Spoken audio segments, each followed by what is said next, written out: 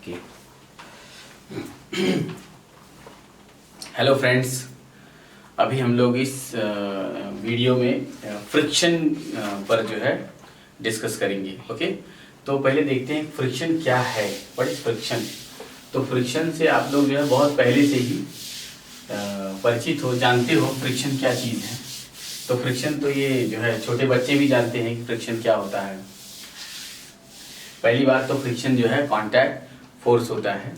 दो तरह के फोर्स होते हैं, contact forces and non contact forces. तो कांटेक्ट फोर्सेस जिसमें कांटेक्ट में आने के बाद जो फोर्स लगी उसे कांटेक्ट फोर्सेस। जो फिजिकली कांटेक्ट हो वहाँ पे तो जो वो फोर्स होगा उसे हम लोग कांटेक्ट फोर्सेस कहते हैं। और नॉन कांटेक्ट जो विदाउट किसी कांटेक्ट की भी फोर्स लग रहा है, जैसे कि दो मैग्नेट हो और उनके बीच जो फोर्स लगता है उसे हम लोग क्या कहते हैं, नॉन कांटेक्ट फोर्सेस। तो यहाँ फ्रिक्शन की अगर हम लोग बात करें तो पहले तो हम लोग ये जान लेते हैं कि फ्रिक्शन क्या है या कितने टाइप का होता है। तो यहाँ जो है basically three type of friction होता है। क्या क्या होता है? पहला हो गया स्टैटिक फ्रिक्शन, स्टैटिक फ्रिक्शन। दूसरा काइनेटिक फ्रिक्शन एंड थर्ड हो गया रोलिंग फ्रिक्शन, रोलिंग फ्रिक्शन। तो बहुत बढ़िया, आपने यहाँ ये चीज देख लिया। तो फ्रिक्शन है क्या चीज, तो पहले आप फ्रिक्शन को देखिए। अगर कोई एक ऑब्जेक्ट किसी सरफेस पे रख करके, रफ सरफेस पे, और इसका मास क्या हो, m हो, तो जैसा कि अभी अभी आप मैकेनिक्स में पढ़ रहे थे कि अगर मास m हो तो mg एक्टिंग डाउनवर्ड, और जैसे mg डाउनवर्ड लगेगा तो वहां according to Newton third law एक नॉर्मल रिएक्शन फोर्स क्या लगेगी, अपवर्ड। ठीक है, तो ये हो गई नॉर्मल रिएक्शन। तो यहाँ पर n माइनस एम जी, अगर इधर इधर मोशन नहीं हो रहा है, n minus m g equals to 0, therefore n equals to, यहाँ पे n इक्वल्स टू क्या हो गई, mg। अच्छा, अब अगर मान लीजिए इस पे फोर्स लगाया गया, कोई तो भी फोर्स F लगा दिया गया। F फोर्स के लगाते ही जब ये इधर मोशन करने लगता है तो एक friction force which is just opposes the motion of the object, okay, उसके रिलेटिव मोशन का जो वो क्या करता है, अपोज करता है। जो इनके बीच, दोनों सरफेसेस के बीच जो रिलेटिव मोशन हो रही है उस रिलेटिव मोशन का वो अपोज कर रहा है, कौन, फ्रिक्शन। तो दिस इज कॉल्ड फ्रिक्शन। अच्छा, तो फ्रिक्शन के बारे में थोड़ा और ऐसा कॉन्सेप्चुअली पढ़ते हैं कि और क्या होता है। हमने ये देखा कि सरफेस वही था, मटेरियल वही था, और हमने उस पर जब फोर्स लगाया, सेम फोर्स, मान लीजिए मैंने बहुत एक बड़ा फोर्स लगाया जो है, इसका मास जो भी है, तो मैंने देखा कि ये फ्रिक्शन इधर लग रहा है। ओके, फिर हमने ये देखा कि अगर इसके मास को थोड़ा और बढ़ा दिया जाए, मतलब मैंने इतना एक्स्ट्रा कर दिया, तो फिर मैंने देखा कि जो ये फ्रिक्शन थी इससे कुछ ज्यादा फ्रिक्शन फोर्स लगी। फिर मैंने इसके मास को और बढ़ा दिया, ये इतना, तो हमने पाया कि इसमें जो ये फोर्स लग रहा था, ये जो दोनों फोर्स थे, उससे भी कहीं और ज्यादा एक फ्रिक्शन फोर्स लगा। अच्छा, हर बार एक चीज नई होती चली जा रही थी जिसका नाम था नॉर्मल रिएक्शन, और इधर इसका टोटल मास। हर बार मास बढ़ता जाता, नॉर्मल रिएक्शन बढ़ती जाती। यहाँ से अपने को एक बात क्लियर हुई। पहली बात, एक बात तो समझ में आ गई, फ्रिक्शन किधर लगता है कि जब कोई दो सरफेस एक दूसरे के बीच क्या करता है, रिलेटिव मोशन करता है, तो उसके अपोजिट डायरेक्शन में जो एक फोर्स लगता है, वो जो फोर्स होता है उसे हम फ्रिक्शन फोर्स कहते हैं। दोनों सरफेसेस के बीच में एक फोर्स लगेगा जिसे हम लोग जो है फ्रिक्शन फोर्स कहेंगे। अब यहाँ पर जो समझने वाली बात है फ्रिक्शन के लिए वो ये है कि जैसे जैसे हम लोग मास को बढ़ाते गए वैसे वैसे नॉर्मल रिएक्शन क्या हुआ, बढ़ता चला गया। भाई आप बढ़ाओगे तो n इक्वल्स टू mg होगा। तो फिर इसका फ्रिक्शन से क्या मतलब है मतलब हमने ये पाया कि frictional force is directly proportional to क्या, नॉर्मल रिएक्शन। अच्छा, एक बात तो ये समझ में आ गई, जैसे जैसे ये मास बढ़ता गया तो फ्रिक्शन की वैल्यू क्या हो गई, प्रैक्टिकली हम देख रहे हैं, बढ़ती चली गई, एक बात। और दूसरी बात, जब हमने इसी ऑब्जेक्ट को, ब्लॉक को किसी दूसरे सरफेस पे रखा, तो मैंने ये पाया कि जो ये सरफेस था, जब ये ब्लॉक दूसरे सरफेस पे रखा गया तो फ्रिक्शन चेंज हो गया। तो हमने ये भी देखा कि ये दोनों सरफेस के नेचर पर भी डिपेंड करता है कि कैसा सरफेस है। तो जो वो नेचर था, तो हमने यहाँ से नेचर को इन्वॉल्व करने के लिए क्या किया कि friction is directly proportional to normal reaction, और कितनी बार हमने जो है सरफेस को चेंज किया, लेकिन ये चीज हमेशा जो है उस सरफेस के लिए ट्रू रही कि friction force is directly proportional to normal reaction. तो और friction force is equals to क्या आया, mu into n, where mu is called coefficient of friction, where mu is called coefficient of friction. अच्छा, तो फिर coefficient of friction क्या है? फिर कोएफिशिएंट ऑफ फ्रिक्शन क्या है? तो कोएफिशिएंट ऑफ फ्रिक्शन पहली बात तो एक प्रोपोर्शनैलिटी कांस्टेंट है, and it is also depends on nature of surface, nature of surfaces of body and surface, other surface, nature of surfaces, surface के नेचर पर डिपेंड करता है। तो जो नेचर वाली बात थी वो यहाँ आ गई, और जो नॉर्मल रिएक्शन था वो तो हर बार उस ऑब्जेक्ट को उतना ही मास को कहीं भी ले जाएंगे, नॉर्मल रिएक्शन तो सेम रहेगा, चाहे उसका सरफेस की नेचर भले ही चेंज हो, लेकिन नॉर्मल रिएक्शन वही रहेगी। तो यहाँ जो है जो नेचर वाली बात थी वो म्यू में चला गया, और नॉर्मल रिएक्शन तो हर सरफेस के लिए बॉडी का मास चेंज होगा तो नॉर्मल रिएक्शन बदलेगी, अदरवाइज वही रहेगी।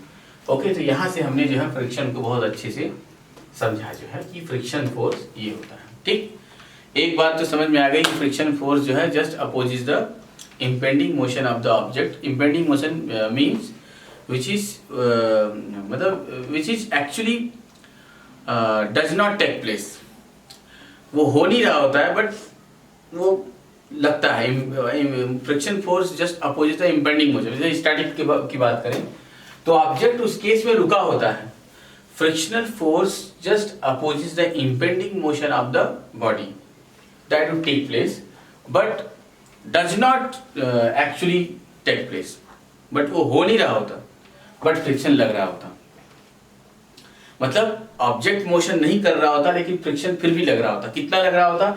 जितना कि हम आप वहां पे अप्लाई कर रहे होते फोर्स। तो जितना हम लोग फोर्स को अप्लाई करते जाएंगे फ्रिक्शन उतना लगती चली जाएगी। तो जो हमने ऐसा केस देखा, अच्छा ये तो फ्रिक्शन समझ में आ गया आपको कि फ्रिक्शन ये है, और फ्रिक्शन को आप जिस लैंग्वेज में आप लिख सकें फ्रिक्शन के बारे में वही फ्रिक्शन है। ठीक है, तो यहाँ क्योंकि फ्रिक्शन की आप ऐसा समझिए तो कोई डेफिनेशन नहीं है, फ्रिक्शन एक अंडरस्टैंडिंग है कि ऐसे ऐसे फ्रिक्शन होता है। ठीक है, आइए आगे बढ़ते हैं कि तो फिर हमने जो है इसको स्टैटिक कंडीशन में क्यों डाला। अच्छा, स्टैटिक कंडीशन इसलिए लिया कि कभी कभी हमने ये देखा कि ऑब्जेक्ट सरफेस पे रखा हुआ है, फोर्स भी हम आप अप्लाई कर रहे हैं, लगा रहे हैं जो है, बट ये मोशन नहीं कर रहा है लेकिन फिर भी फ्रिक्शन लग रही है वहां पे। Friction is always acting between the surface. ठीक है, तो ऐसे फ्रिक्शन को हमने नाम दिया कि जब बॉडी मूवमेंट ना करे और फिर भी हम बॉडी पर फोर्स अप्लाई कर रहे हो और वो मोशन ना करे, तब भी उनके दोनों सर्फेसेस के बीच में एक फ्रिक्शन लग रही है जो हमारे द्वारा अप्लाई फोर्स का क्या कर रही है, इक्वल एंड अपोजिट रिएक्शन दे रहा है। तो ऐसे फ्रिक्शन फोर्स को हम लोग जो है स्टैटिक फ्रिक्शन कहते हैं, कि जो उस बॉडी को स्टैटिक कंडीशन में रख रहा है। या तो कोई इंक्लाइंड प्लेन हो, ठीक है, ये मान लीजिए इंक्लाइंड प्लेन है और हमने यहाँ पर कोई एक बॉडी रखा और ये एंगल थीटा है, तो ये जो है mg इधर आ जाएगा, इधर mg इस डायरेक्शन में आ गया, नॉर्मल रिएक्शन किधर चला गया, इस डायरेक्शन को चला गया। तो इस पर एक क्या लगा, ये थीटा है तो ये mg cos थीटा और ये mg sin थीटा, और इधर ये mg cos theta, but object is not in motion, but object motion में नहीं। इसका मतलब कि क्या, कोई तो भी एक फोर्स है जो इधर लग रही है जो कि वो फ्रिक्शन फोर्स है। Frictional force is equal to mg sin थीटा। जब ये दोनों इक्वल है और अपोजिट है तो क्या है कि ये मोशन नहीं करेगा, इसे स्टैटिक फ्रिक्शन बोलेंगे। अच्छा, तो स्टैटिक फ्रिक्शन को बिल्कुल और अच्छे से क्लियर करने के लिए यहाँ हमने थोड़ा सा एक कंडीशन लिया, एक चार्ट बनाते हैं और उस चार्ट से इसको समझते हैं। आप इमेजिन कीजिए कि ये जो चार्ट है, ये चार्ट हम ऐसे ही रैंडम नहीं बना रहे हैं, और ये कैसे बना रहे हैं, एक प्रैक्टिकल करते हुए इस चार्ट को बनाया जा रहा है। तो चार्ट को मान लीजिए कि हमने एक्सपेरिमेंट किया और हमें पता है कि जैसे ही ये 20 न्यूटन का फोर्स इस पे लगता है वैसे ही ये it will starts in motion, मतलब doing performing just performing motion या डूइंग मोशन। तो मैंने जो है जो चार्ट बनाया आपके लिए वो कैसा बनाया जो है, पहले कॉर्नर में जो है मैंने क्या लिया, अप्लाइड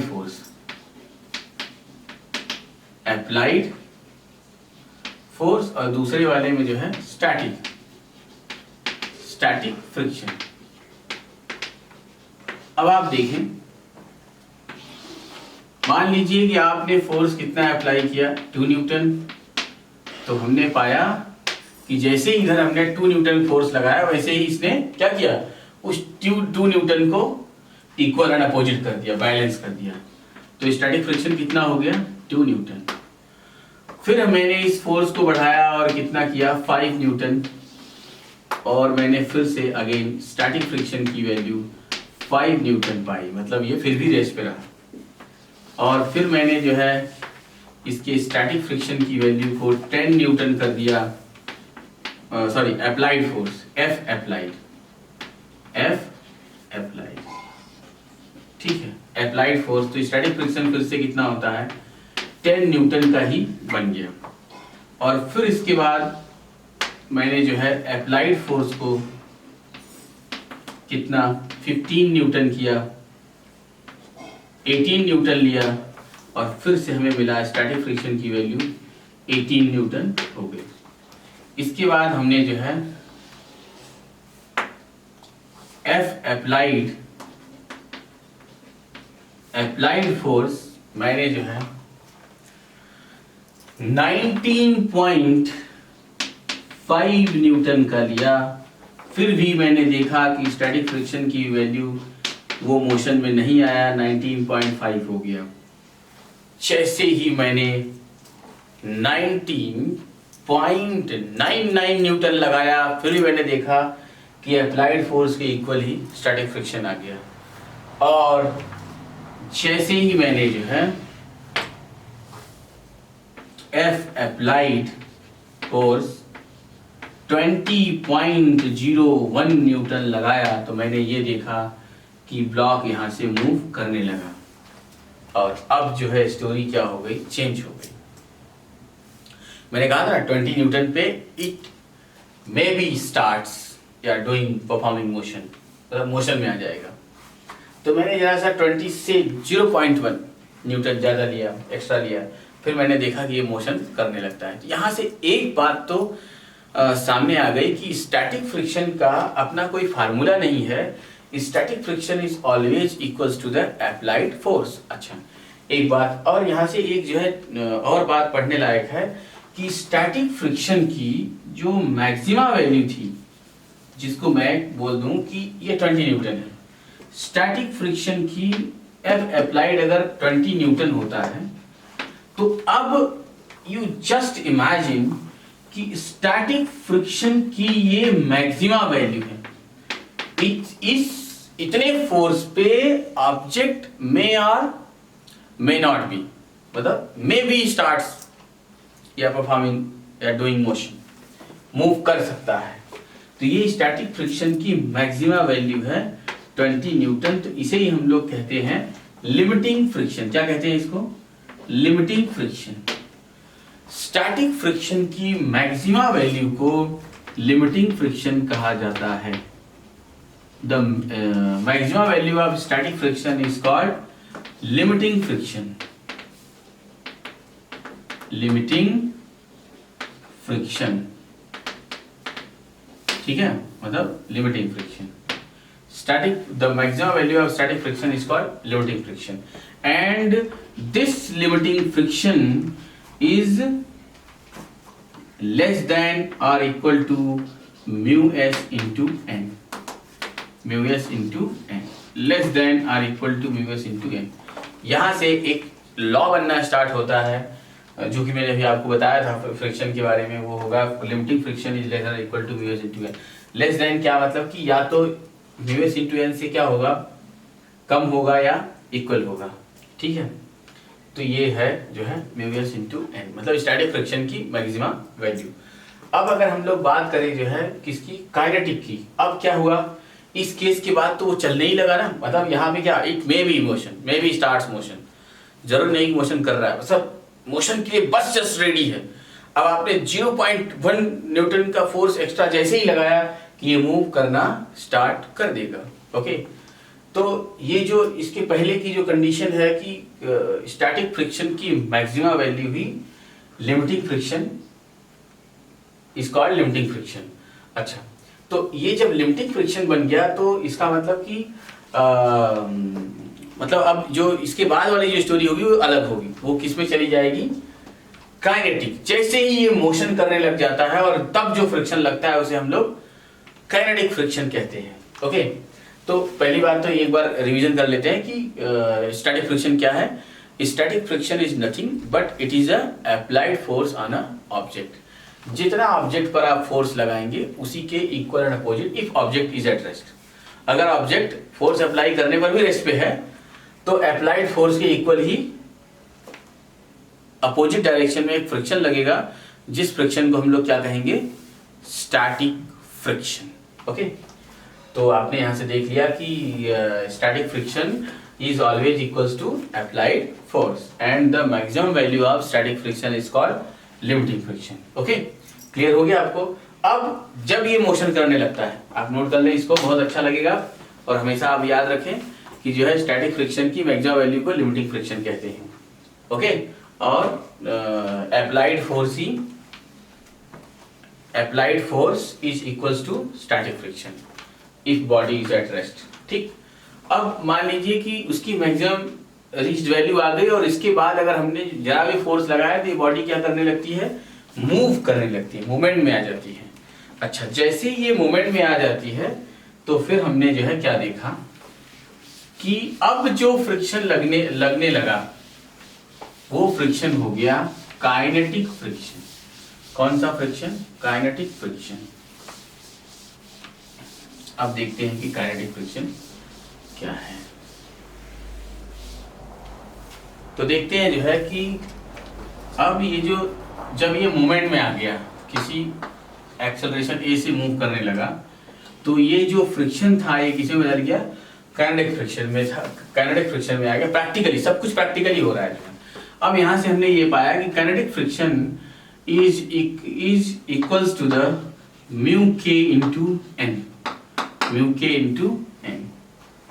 ओके, मतलब म्यू के इंटू एन। अब म्यू के क्या है, mu k is coefficient of kinetic friction, normal reaction तो वही रहेगी। तो अब यहाँ ये लेने का पर्पस क्या है, हमने ये पाया प्रैक्टिकली कि जब ये मोमेंट में आ गया, मतलब मूव करने लगा, तो इनके बीच का जो फ्रिक्शन था स्लाइटली डिक्रीज्ड, थोड़ा सा डिक्रीज हो गया, कम हो गया। अच्छा, इसके पहले तक क्या था कि उसको चलाने के लिए एक उसकी एक्सट्रीम मैक्सिमम कंडीशन थी जिसको हम लोगों ने लिमिटिंग फ्रिक्शन कहा, और जब वो चलने लगा तो फ्रिक्शन की वैल्यू क्या हो गई, कम हो गया। मतलब अगर हमने थोड़ा कम भी फोर्स अप्लाई किया तब भी वो मूव कर रहा था। तो हमने वहां से एक चीज समझ लिया कि kinetic friction is equals to mu k into n. N तो चेंज हुआ नहीं, बॉडी का मास तो वही है। तो इसका मतलब कि क्या कि इनके बीच जो लगने वाला जो कोएफिशिएंट ऑफ फ्रिक्शन है उसकी वैल्यू ही जरूर कुछ न कुछ चेंज हो गई। अच्छा, अब वो कैसे चेंज हुआ होगा, हमने जो है ये हम लोगों ने एक फोर्स के बारे में स्टडी किया जिसका नाम था इलेक्ट्रोमैग्नेटिक फोर्स।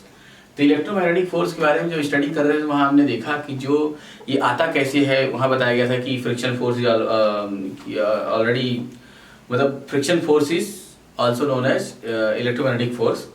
तो यहाँ क्या होता है कि जब ये एक सरफेस दूसरे सरफेस पे मोशन करने लगता है तो इंटर एटॉमिक लेवल पे हम लोग जब चले जाते हैं एटॉमिक लेवल पे, तो जो उनके बीच के जो मॉलिक्यूल्स होते हैं उनके बीच की, या एटॉमिक लेवल पे जाएंगे तो जो इलेक्ट्रॉन्स होते हैं या जो उसके न्यूक्लियस के अंदर जो प्रोटॉन्स होते हैं उनके बीच की जब डिस्टेंस चेंज होने लगती है तो उसमें एक, हालांकि न्यूक्लियस के अंदर जो है न्यूक्लियर फोर्स लगेगा, एटॉमिक लेवल पे जाकर के जो मॉलिक्यूल्स होते हैं जो है उनके बीच की जब डिस्टेंस चेंज होती है तो उसके रिजल्ट में वो क्या अप्लाई करते हैं,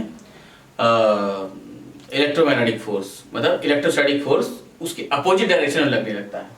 तो जब वो इधर जाता है तो उसने अगर डिस्टेंस चेंज किया तो उसके अपोजिट में एक फोर्स लगता है, वही फोर्स क्या बन जाता है, फोर्स ऑफ फ्रिक्शन में आ जाता है। अब जब ये चलने लगे तो इसके एक तरीके से रबिंग भी हो रहा है, चार्ज भी क्रिएट हो रहा है, और वो चार्ज कैसे, वही इंटर मॉलिक्यूलर फोर्सेस में जाना पड़ता है। इलेक्ट्रोमैग्नेटिक वेव वाला कंडीशन आप फिर से याद कीजिए, पढ़िए उसको, फिर आपको और अच्छे से क्लियर होगा। मतलब बुक रीड कीजिए अपनी महाराष्ट्र बोर्ड की।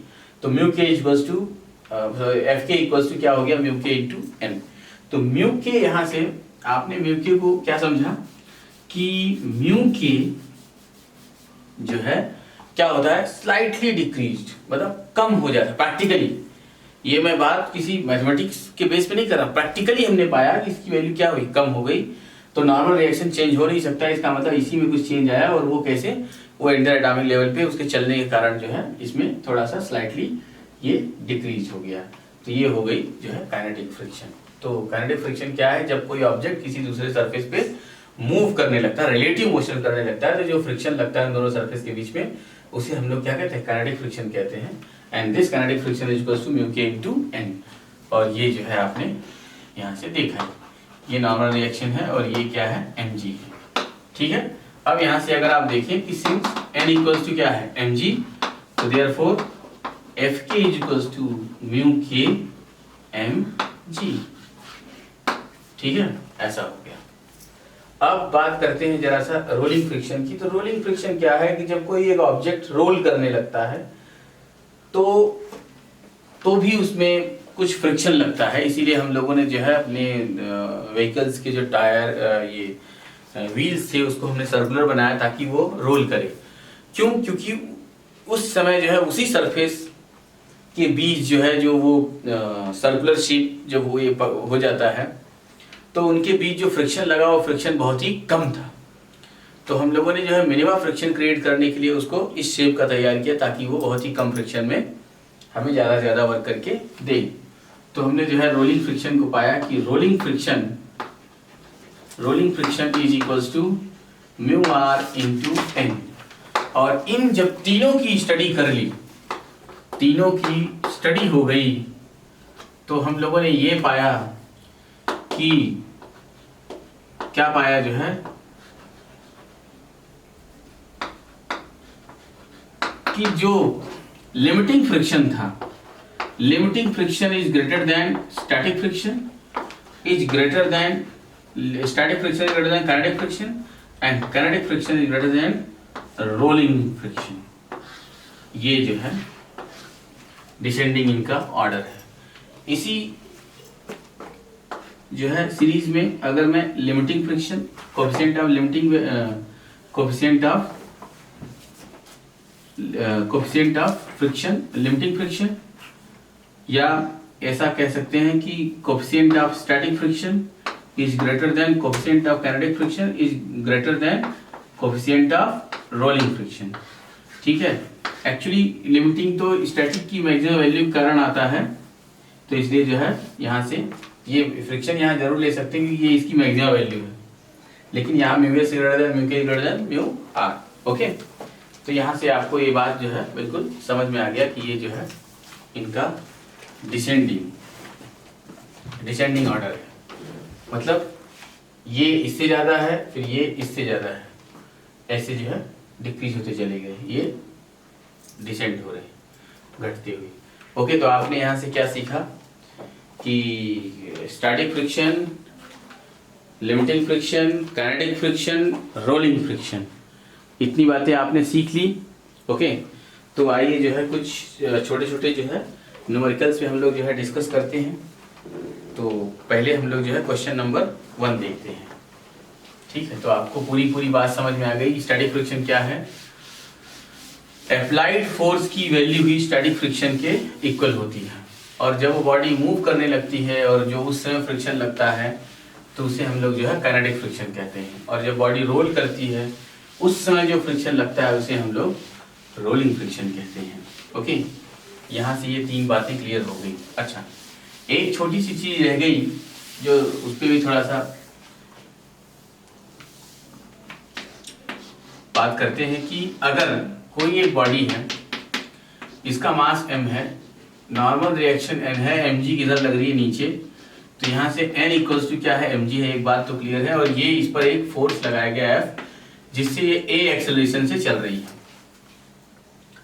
ओके, और इधर उस केस में, मोशन के केस में एक फ्रिक्शन लगा जो कि इसके अपोजिट डायरेक्शन में लग रहा होगा, जो कि ये काइनेटिक फ्रिक्शन होगा, क्योंकि ये मूव कर रहा है। अब मैं पूछूं कि इसका जो है मोशन, आप इक्वेशन, आप मोशन लिखिए, मतलब मोशन का इक्वेशन लिखिए, तो कुछ नहीं, क्या होगा, F minus f k is equals to m into a. अब यहां से मैं पूछूं कि ये mu k is equals to, तो since we know that f k is equals to mu k into n, तो ये हो जाएगा mu k into M G. तो बस हो गया ये F माइनस क्या, mu k m g is equals to m into a, और A is equals to F minus mu k m g upon m, जब एक्सेलरेशन फाइंड आउट करने की बात आए तो ये आपके लिए बहुत ही मोस्ट इम्पॉर्टेंट इक्वेशन है। प्लीज़ आप इसे नोट करें कि जब ऑब्जेक्ट मूव करने लगता है तो इक्वेशन ऑफ मोशन क्या होगा, ये होगा, और उस समय एक्सेलरेशन का इक्वेशन क्या होगा, ये होगा। अब इसमें से जो दिया, जो गिवन हो और जो आपसे पूछ रहा हो, अपने आप आपको पता चल जाएगा। कभी कभी सबकी वैल्यू गिवन होगी और आपसे कोफिशिएंट ऑफ काइनेटिक फ्रिक्शन पूछेगा तो वो भी निकल जाएगा, और अगर ये सब गिवन है, एक्सेलरेशन पूछ रहा है, तो इनकी वैल्यू डाल के आप एक्सेलरेशन फाइंड आउट कर लेंगे। तो ये इस तरीके से ये आपका मोस्ट इंपॉर्टेंट पार्ट था जो कि पूरा हुआ। अब आप देखिए तो अगर हम लोग जो है एक क्वेश्चन की बात करें कि क्या है ये क्वेश्चन, यहाँ कहता है determine the maximum acceleration of the train in which box lying on it's floor will remains stationary given that the coefficient of static friction between the box and the train's floor is 0.15. okay, तो कह रहे determine the maximum acceleration of the train in which the box is lying on the floor will remains stationary given that coefficient of static friction between the box and the train's floor is 0.15। बहुत ही अच्छा question. कह रहा है कि train के floor पे एक जो है ऑब्जेक्ट रखा हुआ है, ठीक है, और वो ऑब्जेक्ट फिर भी रेस्ट पर है। तो उसने कहा कि आप ट्रेन का एक्सेलरेशन बताओ। बहुत बढ़िया, हम लोग देख लेते हैं कितना होगा। तो हमें पता है कि जब भी कोई एक ऑब्जेक्ट किसी एक्सेलरेटेड, मतलब non inertial frame of reference में रखी हो, तो उसके ऊपर एक स्यूडो फोर्स लगेगा। क्या लग जाएगा, F equals to m into a, अगर इसका मास m है तो स्यूडो, अगर ये पूरी ट्रेन इधर जा रही है a एक्सेलरेशन से, तो स्यूडो किधर लगाएगी उस ऑब्जेक्ट पर, अपोजिट डायरेक्शन में, तो उसमें एक फ्रिक्शन लगेगा। कौन सा, स्टैटिक फ्रिक्शन।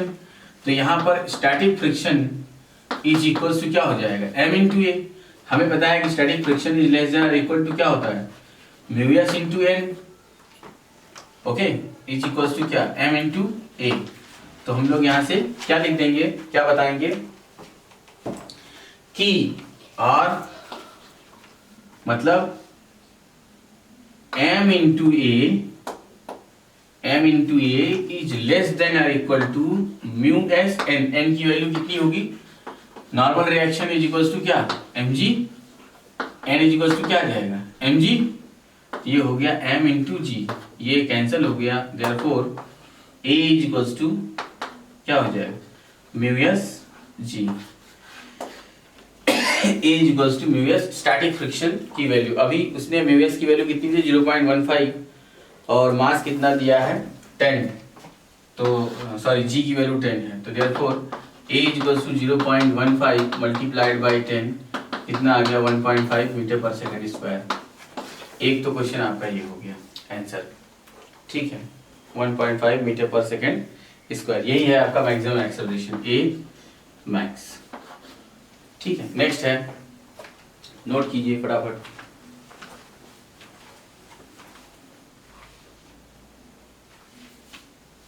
हो गया, कर लिया नोट।